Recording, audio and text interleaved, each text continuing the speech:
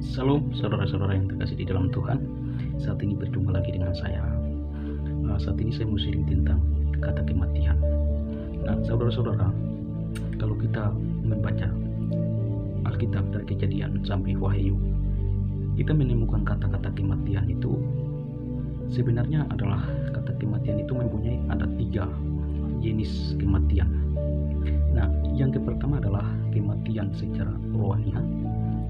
Kematian secara rohania ini adalah terpisah dan terputus relasi Allah dengan manusia. Itulah kematian yang pertama. Yang kedua adalah kematian secara jasmania, yaitu adalah ketika kita kehilangan nafas hidup kita lalu menuju ke dalam ramibu atau ke dalam tanah. Itulah kematian yang kedua.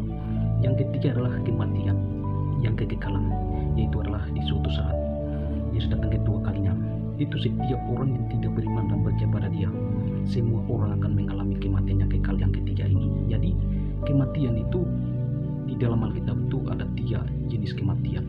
Nah, di dalam Kejadian pasal 2 ayat 17 itu pada waktu Allah menciptakan manusia pertama Adam dan Hawa, lalu menempatkan mereka di Taman Eden, dan Allah menaruh suatu perintah bahwa setiap pohon yang ada di taman ini boleh engkau memakannya, tetapi pohon pengetahuan yang baik dan yang jahat ini janganlah engkau memakannya, sebab pada hari engkau memakannya pastilah engkau mati. Jadi Allah berfirman bahwa pastilah engkau mati. Di sana itu adalah kematian yang pertama, yaitu kematian secara rohania. Nah, artinya bahwa sudah mati relasi Allah dengan manusia, itu sudah mati.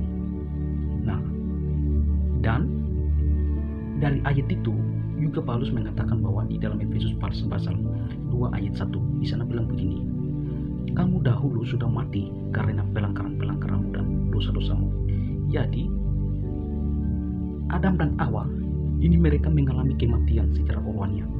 Mengapa kita mengartikan bahwa Adam dan Hawa mengalami kematian secara rohania?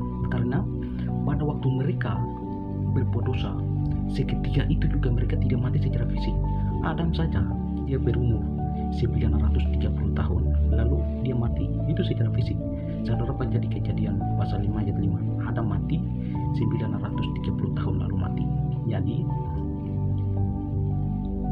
di Kejadian 3 itu Adam dan Hawa mengalami kematian secara rohania. Maka perikop di atas Kejadian 3 itu adalah manusia jatuh dalam dosa. Nah, justru kematian, justru rohania kita yang sudah mati inilah Yesus membawa kehidupan, supaya barang siapa yang percaya dan beriman pada Yesus itu, dialah bisa menghidupkan kembali dari rohania yang sudah mati secara total itu. Maka Yesus berkata di dalam Yohanes pasal 10 ayat 10 di sana bilang bahwa aku datang supaya mereka mempunyai hidup.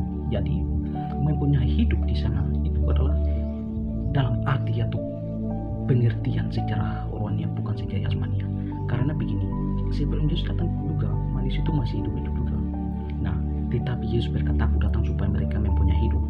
Di sana itu adalah hidup dalam secara rohania.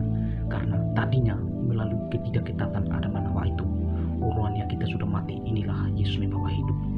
Nah, supaya setiap orang yang percaya pada Dia memperoleh hidup yang kekal. Maka Yesus bilang bahwa akulah jalan kebenaran dan hidup. Jadi Yesus datang ke dalam dunia lalu membawa hidup, supaya rohani kita yang sudah mati itu bisa menghidupkan kembali melalui kita beriman dan percaya pada Yesus. Oleh karena itulah, kalau saudara masih bernapas, masih hidup, kesempatan itu digunakan untuk percayalah dan beriman pada Yesus dengan sungguh-sungguh, dan bahkan menerima Yesus Kristus dalam kehidupan Anda, supaya rohani saudara sudah mati itu bisa menghidupkan kembali melalui Kristus, dan melalui Anda menghadirkan Kristus dalam hati saudara. Firman ini menjadi kekuatan buat saudara. Kiranya Tuhan Yesus memberkati.